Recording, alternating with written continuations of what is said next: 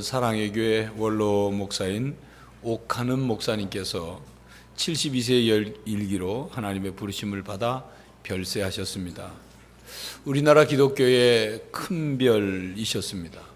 젊은 목회자들이 존경하는 목사님 중 아마 첫 번째에 해당하는 목사님이실 것입니다. 옥하는 목사님은 평생 제자 훈련과 교회 갱신을 위해서 목회의 모든 것을 쏟아부었습니다. 교인들을 예수님의 제자로 훈련하시는 일, 그 일이 평생 목회의 사역이었습니다. 오늘도 많은 교회에서 예수님의 제자들을 훈련할 수 있도록 옥 목사님의 목회를 통해서 좋은 목회의 모델을 보여주셨습니다. 제자 훈련은 평신도를 깨우는 훈련입니다. 다시 말하면 그리스도를 닮은 교인, 그리스도를 닮은 평신도로 훈련하는 거죠. 평신도들이 제자로 훈련되지 않으면 현대 사회에서 자신의 신앙을 제대로 지킬 수 없을 뿐만 아니라 예수님께서 부탁하신 명령을 이행할 수 없습니다. 또 하나님이 우리에게 맡겨주신 직분과 그 사명을 감당할 수 없습니다. 그리고 세상을 변혁시키는 그리스도인으로 살 수 없기 때문에 제자 훈련이 필요하다, 그 말씀입니다. 오늘날 우리나라의 기독교에 대해서 욕을 하고 반대하는 사람들이 많은 이유가 무엇이라고 생각합니까? 그리스도를 닮은 신앙인으로 살아가지 못하고 그리스도의 제자의 삶을 보여주지 못하기 때문에 그런 욕하고 반대하는 사람들이 많은 것이 아닌가 생각해 볼 필요가 있습니다. 또한 제자의 삶을 보여주어야 할 직분자들이 오히려 무리를 일으키고 손가락질을 받을 짓을 하기 때문에 그런 결과가 아닌가 하는 것입니다.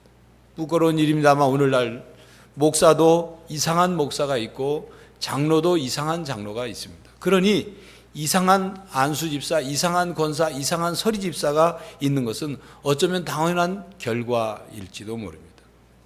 저 사람의 마음속에 예수님이 계실까? 저 사람은 정말 예수님을 믿을까? 예수님을 따라 살려고는 하는가? 예수님을 닮으려고는 하는가? 그 마음속에 정말 예수님이 계실까? 그렇게 의구심이 드는 그런 직분자들이 있다는 것입니다. 처음 직분을 받을 때는 안 그랬겠죠.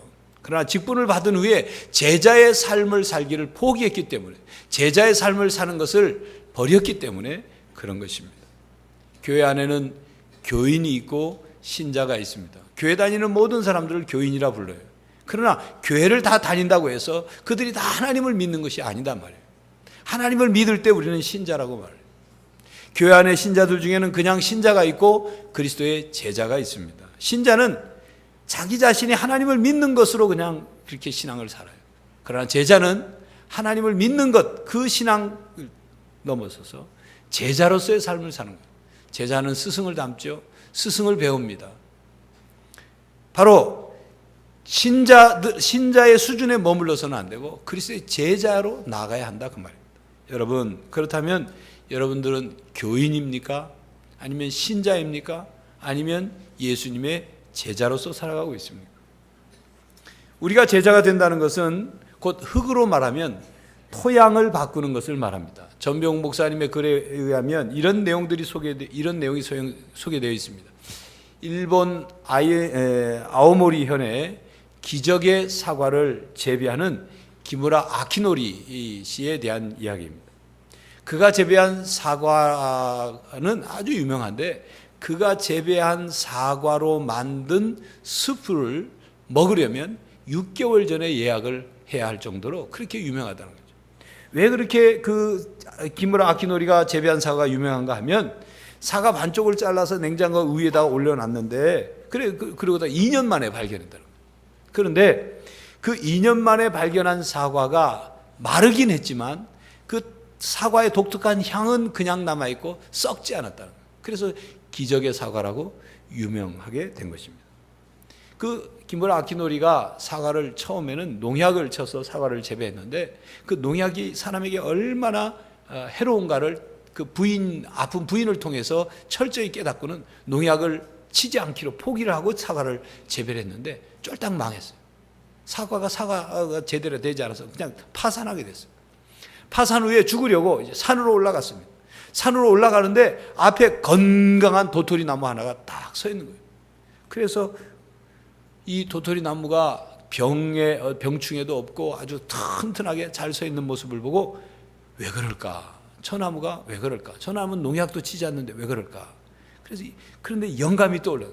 흙 때문이 아닌가 하고 그 도토리 나무 밑을 파보니까 그 나무 밑에는 온갖 미생물이 분해시킨 부드러운 흙으로 이루어졌다는 거죠.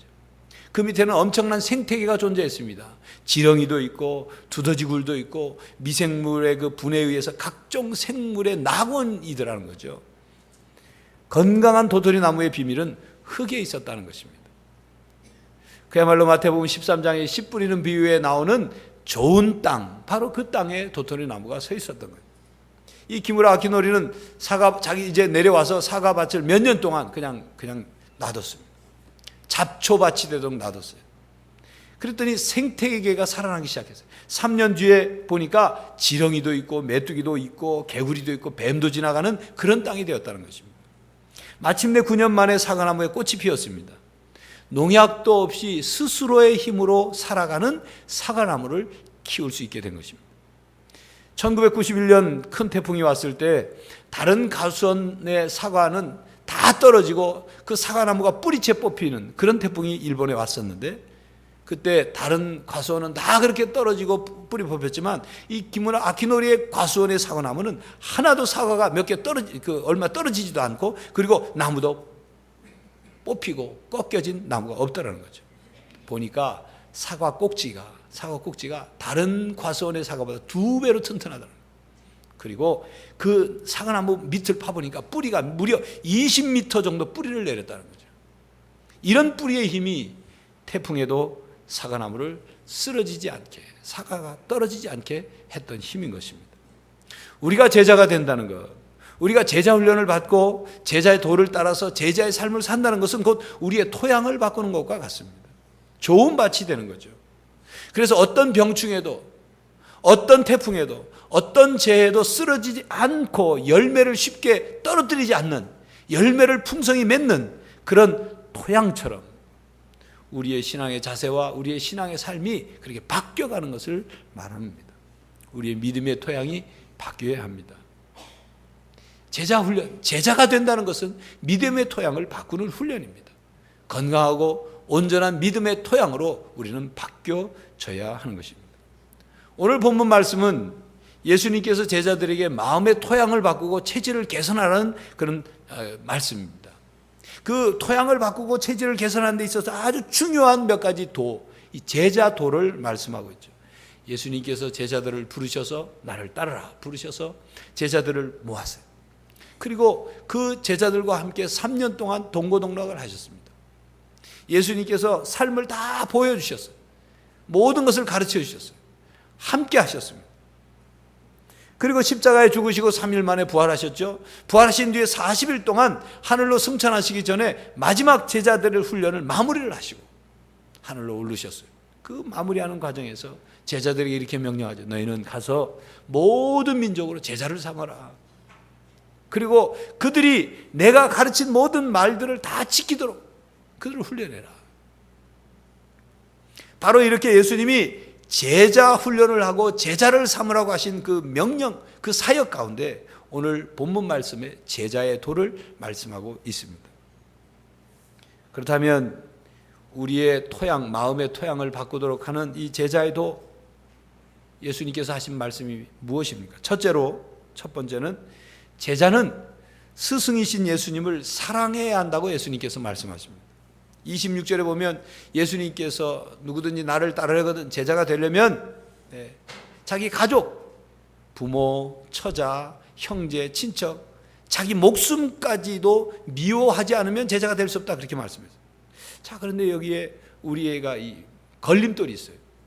아니, 예수 믿으려면 부모도 처자도 자식도 형제도 자기 목숨까지도 미워해야 하나? 제자가 되려면 그렇게 꼭 해야만 하나 하는 거죠. 예수님께서 가정을 잘 보살피고 부모를 공경하고 또 이 자녀를 잘 사랑하라고 말씀하셨는데, 가르치셨는데, 이건 또 무슨 얘기냐 말이에요. 미워하라니.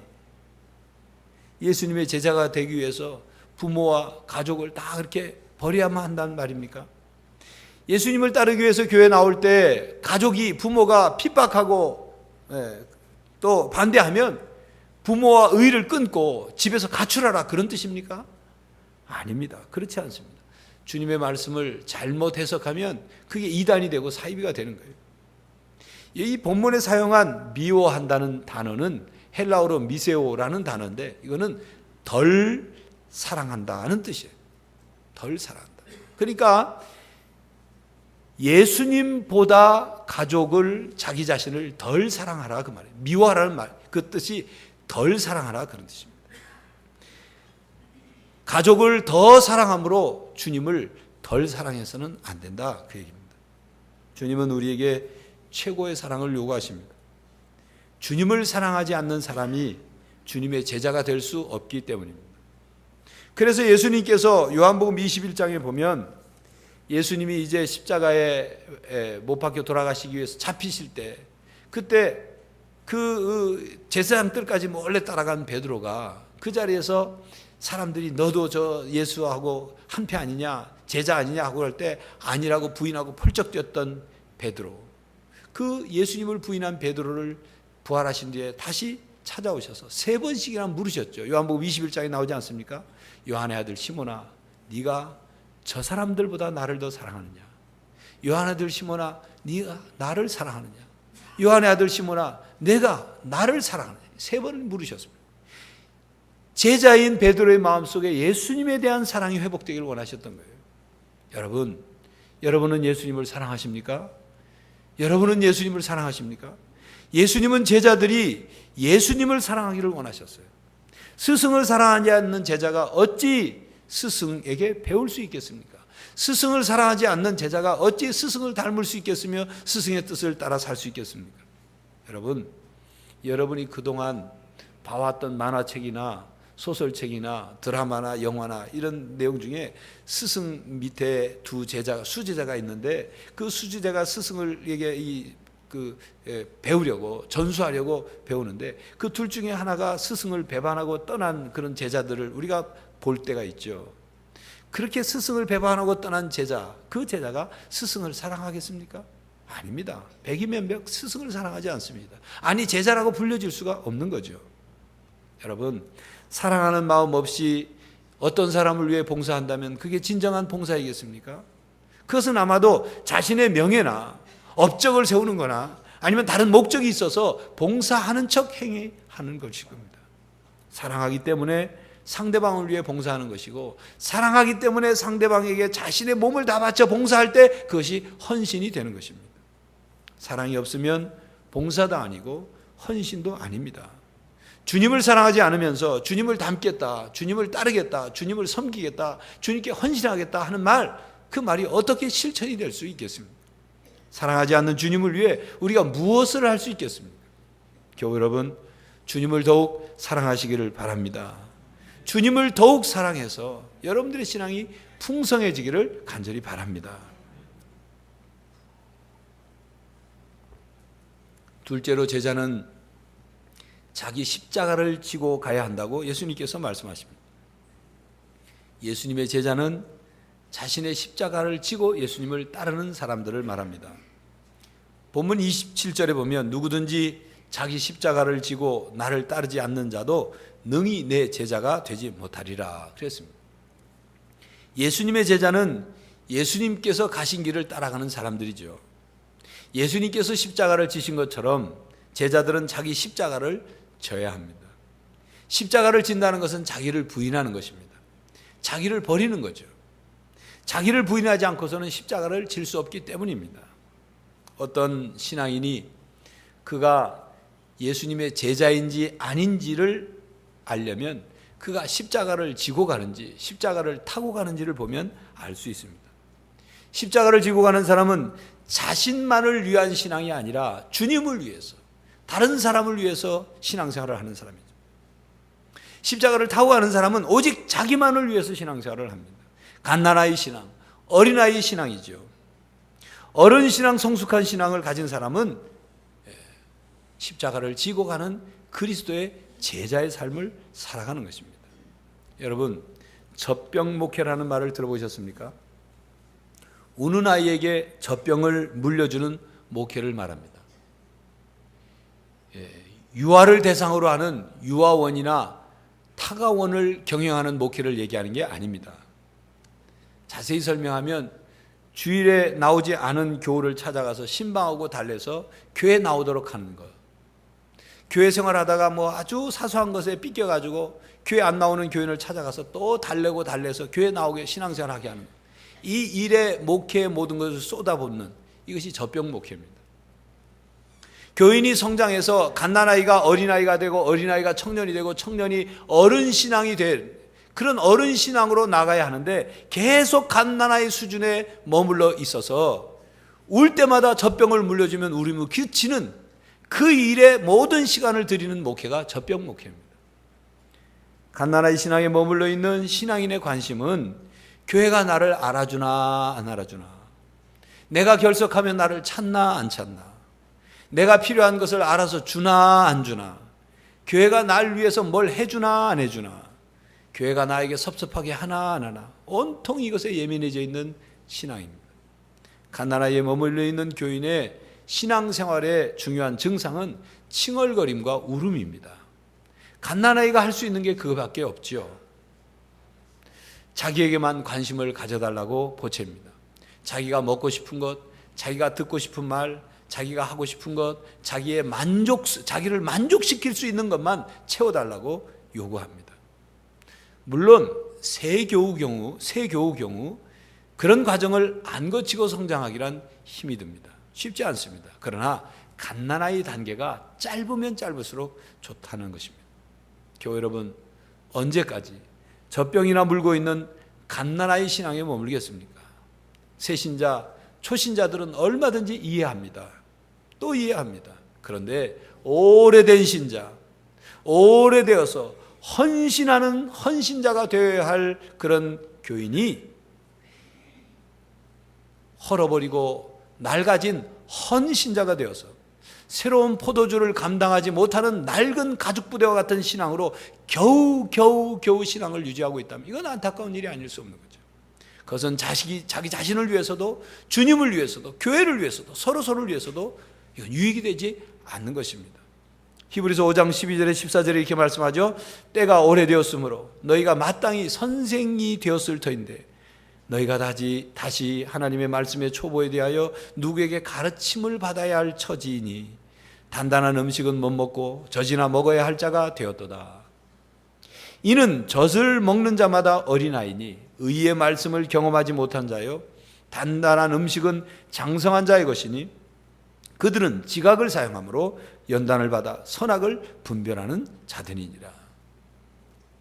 신앙의 연조로 보면 벌써 선생이 되어서 제자를 양육해야 될 수준에 이르러야 하는데 오히려 거꾸로 젖이나 먹는 그런 어린아이 신앙, 갓난아이 신앙에 머물러 있어서 되겠느냐 하는 책망이 담긴 말씀인 것입니다. 그리스도인은 그리스도의 십자가의 사랑과 용서와 은혜를 통해서 구원을 받고 하나님의 자녀가 된 사람들입니다. 그러나 그리스도의 제자는 그리스도의 십자가의 사랑과 용서와 은혜를 받았을 뿐만 아니라 십자가의 정신과 십자가의 사랑으로 십자가의 도로 살아가는 사람들이에요. 그러므로 십자가를 지고 가는 삶을 사는 사람입니다. 십자가를 지고 가는 삶이란 바로 십자가의 사랑으로 살아가는 삶이다 그 말입니다. 그래서 언제나 삶 속에서 십자가를 바라보고 십자가를 붙듭니다. 그러므로 갓난아이 신앙으로는 십자가를 질 수가 없는 것입니다. 자기 십자가를 지고 십자가의 삶을 사는 삶은 고통과 수치의 삶이 될 수 있습니다. 예수님을 위해서 예수님 때문에 기꺼이 고통과 수치를 감당하는 삶이죠. 쉬운 일이 아닙니다. 기쁜 일이 아니에요. 아무나 감당할 수 있는 일이 아닙니다. 오직 성령님께서 도와주셔야 감당할 수 있습니다. 예수님을 내 마음속에 모시고 살 때 그때 감당할 수 있는 거예요. 십자가를 지고서 갈 때 내 안에 계신 예수님께서 함께 져주실 때 함께 져주실 때만 가능한 것입니다. 그래서 그리스도의 제자들은 자존심이 솟구칠 때 그때 십자가를 붙잡습니다. 십자가 위에 달려서 나를 위해 피 흘려 돌아가신 예수님을 바라봐요. 그 예수님의 십자가를 붙잡습니다. 상처를 받았을 때 십자가를 붙잡습니다. 억울한 일을 당했을 때 십자가를 붙잡습니다. 모욕을 당했을 때 십자가를 붙잡습니다. 그리고 이해할 수 없는 고난을 겪게 될 때 십자가를 붙잡습니다. 그리고 감당하기 힘든 일들을 겪을 때마다 십자가 앞에 나가서 십자가를 붙잡고 십자가의 보혈의 능력과 십자가의 사랑으로 그것을 이기려고 노력합니다.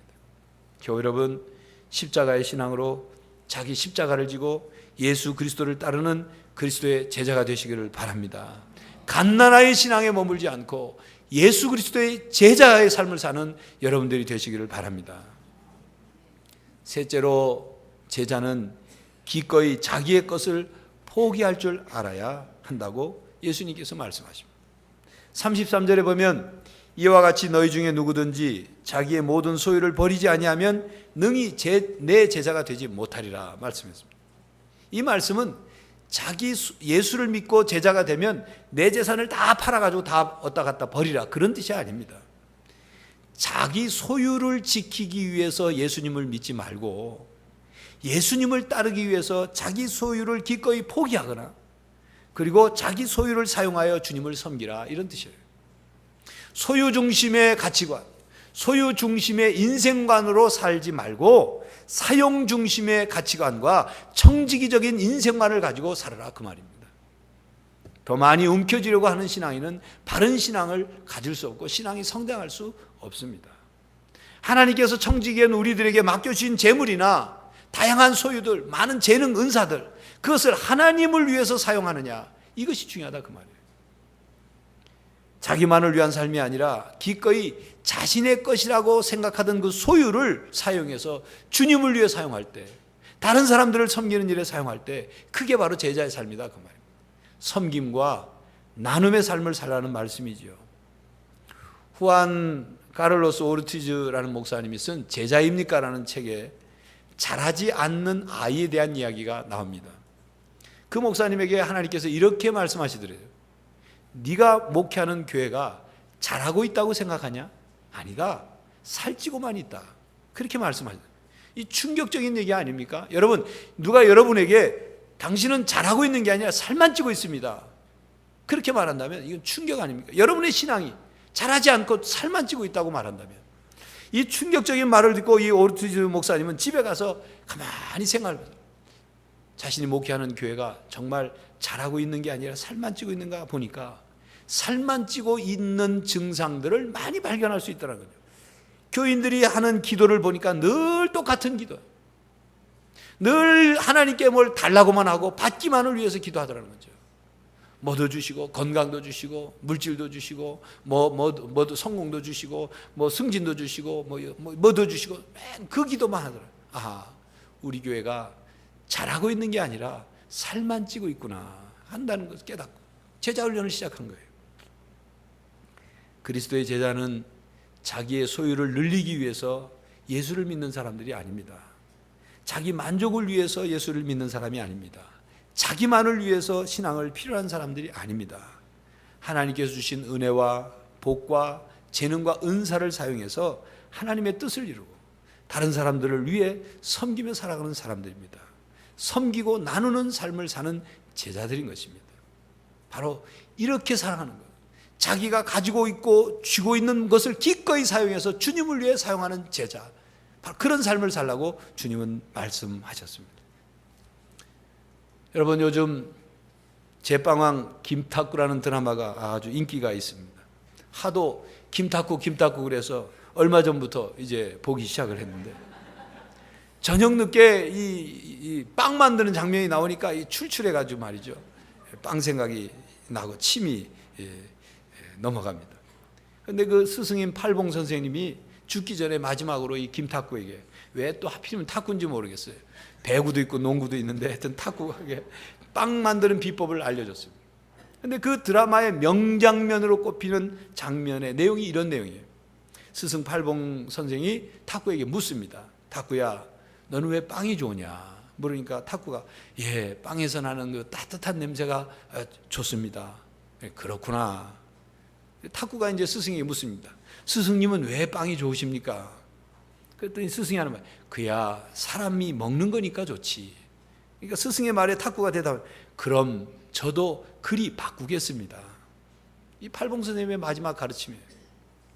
이 김탁구의 대답과 이 스승과의 대화 속에서 우리가 배워야 될 두 가지가 있어요. 하나는 이 김탁구가 스승님에게 끊임없이 배우려고 하고 스승을 닮으려고 한다는 자세.